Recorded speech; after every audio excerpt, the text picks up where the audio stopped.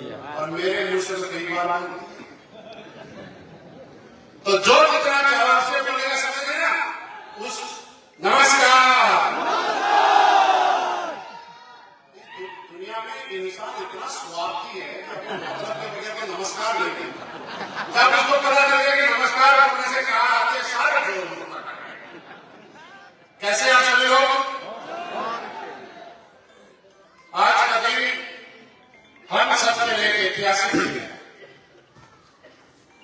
मेरे लिए आज का दिन कुछ ज्यादा ऐतिहासिक है और उसके लिए मैं जितना धन्यवाद आप सबको दूं उतना ही कम है। आपका लाख लाख मेरे ऊपर एहसान है। मैं आपका लाख लाख शुक्रिया करना चाहता हूं कि आपकी वजह से मैं गया की धरती को देख पाया। मैं मेरे जीवन में पहली बार गया आया, पहली बार गुजारने का मौका मिला। इससे पहले मैं कभी गया की धरती में नहीं आया। नाम बहुत सुना था, चर्चाएं बहुत सुनी थी, यहाँ के आसपास में जो लेकर काम करते हैं उनके चर्चे बहुत सुने थे, लेकिन आने का मौका आप लोगों ने दिया और अब मुझे बुलाया, उसके लिए आपका बहुत बहुत धन्यवाद। बस मैं आपसे एक चीज मांगना चाहता हूं, अगर दिल से देने के लिए तैयार होता हो, तैयार हो? एक बार बुलाया, बार बार आना चाहता हूं, क्या बुलाने के लिए तैयार है? आप बुलाएंगे, लेकिन एक शर्त है, हर बार जब मैं आऊंगा तो मैं आपको आपका आज जो भी रैंक है, चाहे ब्रॉन्ज है, चाहे सिल्वर है, चाहे डायमंड है, आपका रैंक बदला हुआ होना चाहिए। पक्की बात है? मेरी बात शुरू करने से पहले मैं जानना चाहता हूं, यहाँ पे ऐसे कितने लोग हैं जो आज पहली बार इस प्रोग्राम का हिस्सा बन रहे हैं? अभी तक हमारे एडर को बिल्कुल ज्वाइन नहीं किया है, अभी तक इसके बारे में कुछ पता नहीं है। प्लीज एक बार जिसको भी भगवान ने हाथ दिया है वो हाथ उठाया, जिसको हाथ नहीं दिया है वो खुद खड़ा हो जाए। सब अभी भी है, बहुत सारे लोग हैं शिव कुमार सर, आपने जरूर नहीं किया, आपने नहीं किया। इतने सारे लोग और जो भी लोग हमारे एसोसिएट, उनसे मैं अनुरोध करता हूं कि जो हमारे इस प्रोग्राम में पहली बार आए हैं वो हमारे देश के वो अतिथि हैं, और हिंदुस्तान में अतिथि देवो भव, आपने सुना है ना? हम लोग चाहते हैं कि जो लोग पहली बार आए हैं उनके लिए दिल खोल के ताली बजाएं।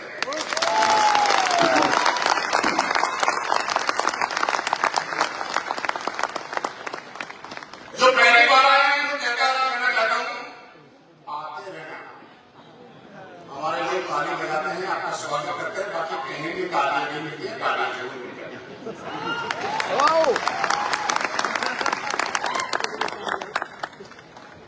आज आप सब लोगों ने हमारे ब्लैक डायमंड से लेकर अभी तक टोपाज को रिकॉग्नाइज होते हुए देखा।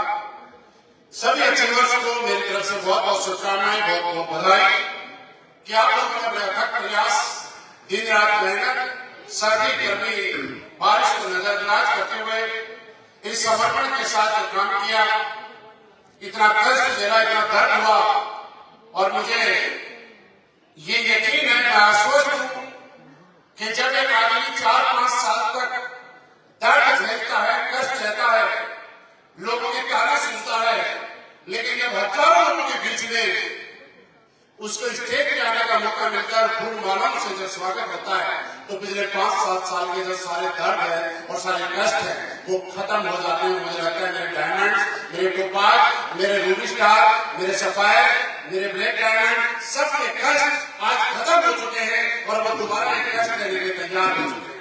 अब तक वो लोग काम कर रहे थे अपनी कामयाबी के लिए, और आज मैं आपको कहते जा रहा हूं कि हमारे लीडर आज के बाद दिन रात काम करेंगे आप सबकी कामयाबी के लिए।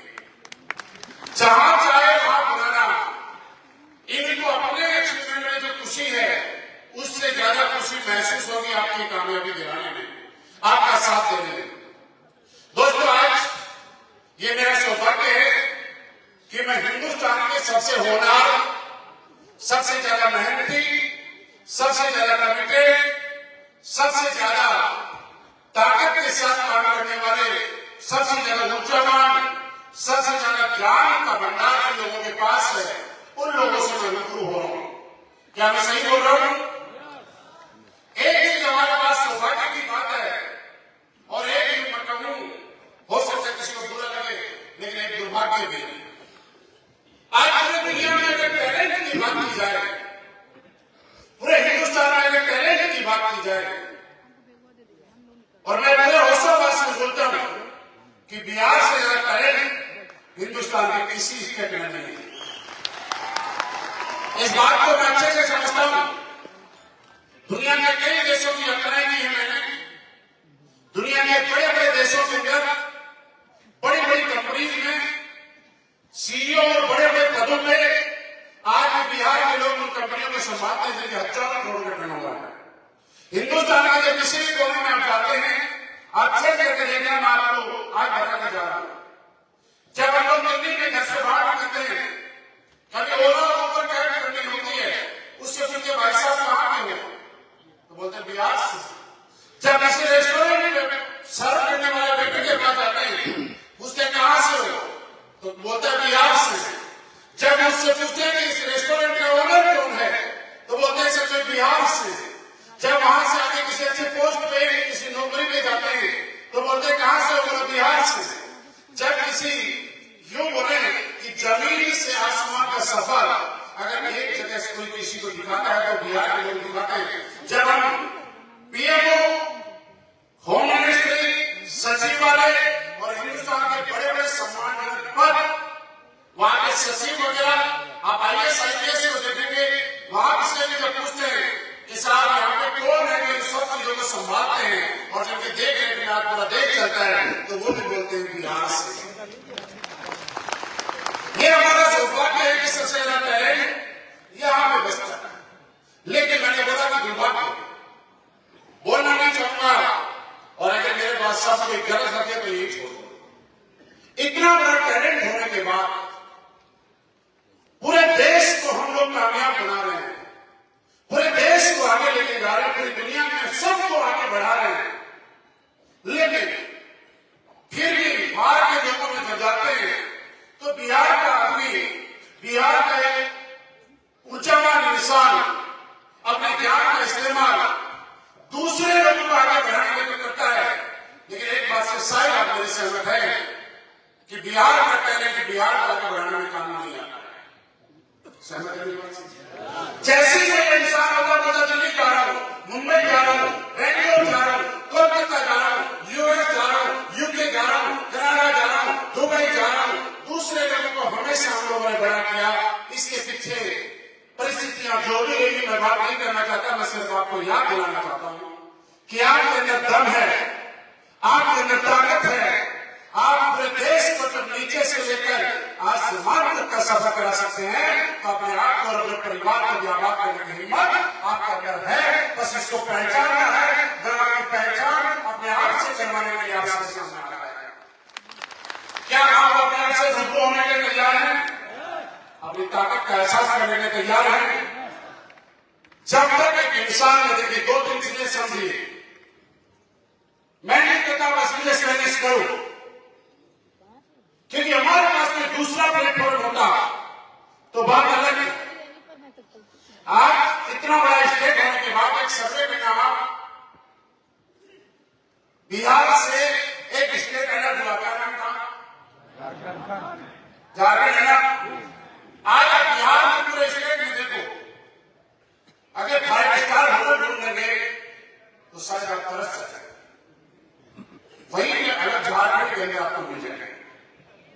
अगर आप रोटी बियर मछली जयपाल का शोरूम ढूंढना चाहेंगे तो शायद बिहार में आप तरस जाएंगे, मिल नहीं पाएंगे।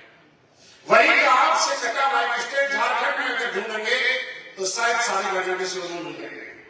कुछ तो करना नहीं हो गया, लेकिन उन कमियों को दूर करना हमारे हाथ में नहीं था, वो हमारे कंट्रोल में नहीं थी, उसके अंदर हम कुछ कर नहीं सकते। आज हम लोगों के पास एक मौका है, हम लोगों के पास एक अपॉर्चुनिटी है। हम लोग दिल से आज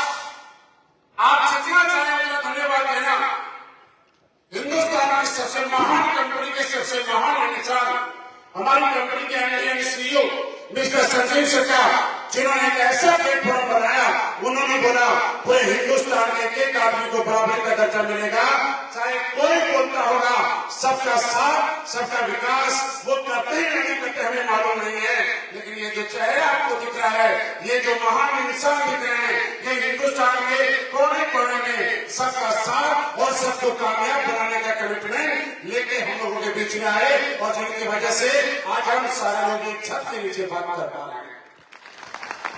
अगर धन्यवाद देना है तो हमारे अंदर से आपको दीजिएगा कि उन्होंने दोबारा से एक बार आयुर्वेद को पुनर्जन्म देने का काम किया। हिंदुस्तान में 1996 से लेकर डायरेक्ट चलने की शुरुआत हुई। इतना बढ़िया प्लेटफॉर्म मेरे जैसा आदमी, आपके जैसा आदमी आज बिजनेसमैन बनने की बात कर रहा है। यहां पे बैठे हुए एक आम इंसान को आपने करोड़ों रुपए कमाने की बातें करते हुए सुना और कमाते हुए देखा।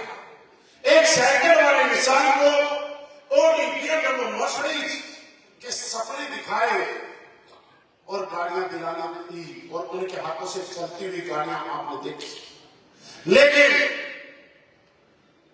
1996 से लेकर आज तक हिंदुस्तान में डायरेक्ट सेलिंग को लेकर जिस काम को हम कर रहे हैं, मैं आपको बड़ी ईमानदारी से बताता हूं, इतनी अच्छी छवि नहीं थी। कोई आदमी अगर पैसे भी कमा लेता था, कामयाब गलती से हो जाता था, अपनी कॉलोनी के 2-4 लोगों को अपना हिस्सेदार बना लेता था, उसकी कॉलोनी के लोग उसको गाली दिया करते थे, उसके गांव के लोग उसको गलत निगाहों से देखा करते थे, उसके समाज के लोग, उसके शहर के लोग उसको ऐसी नजरों से देखा करते थे जैसे इसने बहुत बड़ा क्राइम कर दिया। मेरे दोस्त, मैं कहना चाहता हूं, आम पब्लिक ना गलत थी, आम पब्लिक ना गलत है, और आम पब्लिक ना गलत होगी। कुछ तो गलत हुआ होगा लोगों के साथ कि एक आम इंसान और आम पब्लिक ने इस काम को करने वालों को गलत निगाहों से देखना शुरू किया। क्या चाहिए? आज जो लोग आए हैं और आप डायमंड बनेंगे, मैं इसकी बात नहीं कर रहा, आप डायमंड का बनेंगे, मैं इसकी बात नहीं कर रहा, क्योंकि जब एक आदमी भूखा होता है, पेट खाली होता है, उसको कोई बोलेगा कि भैया पूरी सब्जी खाएगा कि रसगुल्ले खाएगा, मुझे बोल के बताइए क्या खाना पसंद करेगा। मैं आपको पूरी सब्जी की ही बात करूंगा। जब पूरी सब्जी मिलेगी तो रसगुल्ले और रसमलाई तो आ जाएगी, इसकी टेंशन मत करो। मैं बताऊंगा कि इस काम को हमें क्यों करना चाहिए। 9 नवंबर 2014 को हमारे अध्यक्ष साहब से सोचा कि दुनिया का महान काम, ईमानदारी का काम हम लोग क्या करते हैं, मैं आपको समझाता हूं। हम लोगों के पास जाते हैं, हमारे एसोसिएट और आप लोग, आप किसी से ये नहीं बोलते कि भाई साहब हमें पैसा दोगे कि नहीं दोगे, बोलते हो क्या? फिर भी आप हाथ जोड़ के बात बोलते हो, भाई साहब हमारे साथ ज्वाइन मत करना, मेरा यूरो मत देना, मेरा थंडरब्लास्ट मत देना, मेरा ऑटो मत देना, लेकिन एक काम करना, सुबह सुबह गर्म पानी जरूर पीना। क्या हमारी कंपनी गर्म पानी बेचती है? क्या गर्म पानी पहले भी आपके घर में था, अब भी आपके घर में है, पीना आपको ही है। हम लोगों के घरों में जाके बोलते थे किसान बाजार से पीसे हुए मसाले लाने के बजाय आप साबुत मसालों को कूट के खाए में क्या आदत है। हम लोगों के घरों में जाके बोलते थे कि आप खड़े रहकर पानी मत पिया करो, नहीं तो घुटनों में दर्द होगा, आप बैठ के पानी पीने की आदत डालो। मुझे बताइए इससे कोई पैसा मिलता है क्या? हम लोग सबसे पहला काम निस्वार्थ भाव से, बिना किसी से 1 रुपया लिए, किसी आदमी को जीवन में बीमार होने से कैसे बचा जा सकता है, ये फ्री में जानकारी देने का काम करते हैं। मुझे बताओ आप लोग कि ये काम देश और समाज के लिए गलत काम है कि सही काम है? एक आवाज में बोल कर ठीक है। दूसरा काम, जब किसी को कोई दिक्कत है, बड़े बड़े हॉस्पिटल में लाखों रुपए खर्च करने के बाद जब कहीं आराम नहीं मिला, घुटने कटने की कगार पे आ गए, यहाँ पर हमारे लीडर बता रहे थे कि वो खुद डॉक्टर होते हुए डायबिटीज के पेशेंट थे। खान साहब वहां पे बोलते हैं कि डायबिटीज ठीक हो जाएगी, डायबिटीज खंडरनाथ ले लो। आपने सुनी थी ना स्पीच? यानी जिनका प्रोफेशन डॉक्टर है वो आदमी उस प्रॉब्लम को ठीक नहीं कर पाया, लेकिन जिनका प्रोफेशन डॉक्टर नहीं है लेकिन जिनके पीछे 1 रुपये लगा है वो लोगों को ठीक करने का काम है। आज जब एक आदमी 5 साल 7 साल का सांप से पीड़ित है, लाखों रुपए लगा चुका, और हम बोलते हैं कि भाई साहब गारंटी नहीं लेते, लेकिन आज से पहले 10 लाख रुपए लगाए, हमारा 10-15 हजार रुपए का प्रोडक्ट खा के देखो, अगर आपको आराम आ जाए तो गांव में 2-4 लोगों को बता देना, क्या पता उनको भी आराम आ जाए, और अगर ना आए तो ये समझ लेना कि 4-5 लाख रुपए आपने बर्बाद कर दिए, उनमें 10-15 हजार रुपए हो रहे हैं। मुझे बताओ इसमें कोई गलत काम कर रहे हैं? उसके बाद जब किसी को आराम आता है और आदमी सोचता है और किसी गलती से निकलता है, और एक बुढ़े दादाजी बोलते हैं जैसे गली से निकला, कभी कभी गलती से नजर पड़ी और दादाजी बोलते हैं बेटा सर पे हाथ फेर के तेरा भगवान में खुदा करे, तूने जो प्रोडक्ट दिया था, जो डब्बा दिया था, उससे मेरा धुआं ठीक होगा, मेरी डायबिटीज ठीक होगी, मेरी बॉडी में एनर्जी रहने लग गई, मेरी थकावट खत्म हो गई और मैं बिल्कुल अपने आप को हष्ट पुष्ट महसूस कर रहा हूँ। मुझे बताइए उनकी दुआओं का असर जब हम सब पे आता है तो काम करने का मन करता है कि नहीं करता? हमारे लोगों का आपने देखा कि इतने जोश में हैं, डांस कर रहे हैं। ये डांस, ये जोश पैसे कमा कर नहीं आया, आज आपको बता के जा रहा हूं। ये डांस, ये जोश, ये एक्साइटमेंट लोगों के प्यार, लोगों के आशीर्वाद और लोगों की दुआओं के रूप में मिला है, जो आपके स्टेज पे देखने को मिला था।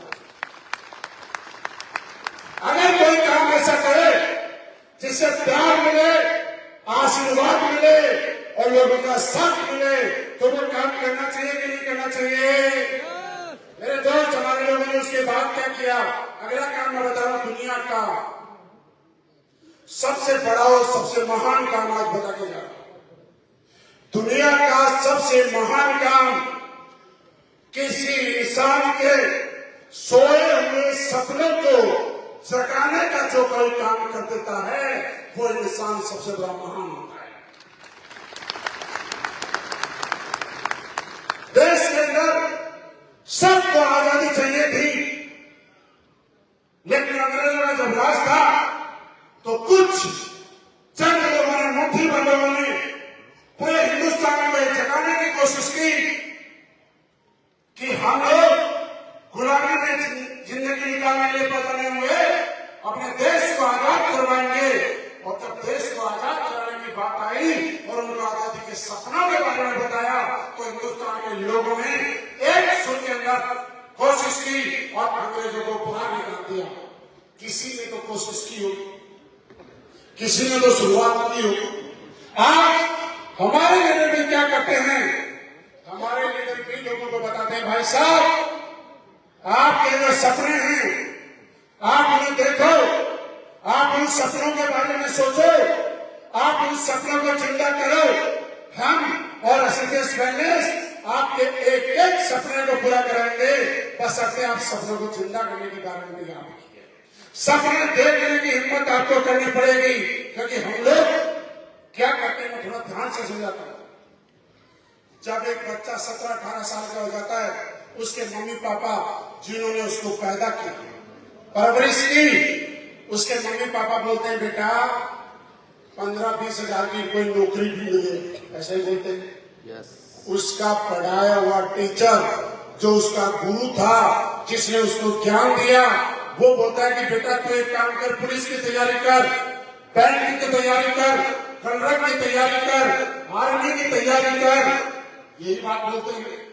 लेकिन जब वही लड़का हमारे कौशल जी के संपर्क में आता है, पांडे जी के संपर्क में आता है, प्रभात सर के संपर्क में आता है, खान साहब के संपर्क में आता है, तो खान साहब उसके सर पे हाथ रख के बोलते हैं बेटा तू 15,000 के लिए नहीं बना है, तू तो 1.5 लाख रुपए हफ्ते के लिए बना है। आ मेरे साथ सोचो, सोचो हम लोग क्या काम कर रहे हैं।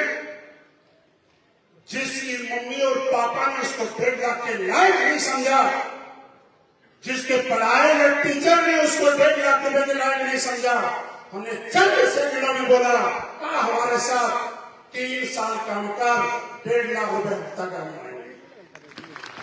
कमवाते हैं कि नहीं कमवाते? मेरे दोस्त, हम लोग दूसरा काम ये करते हैं कि लोगों के सपनों को जिंदा करने का। आज आपने जितने भी लोगों को देखा, इन लोगों के सपने किसी न किसी ने जिंदा किए, इन लोगों के सपने किसी न किसी ने पूरे कराने में मदद की, और करने के बाद हम लोग बात कर रहे थे वो भी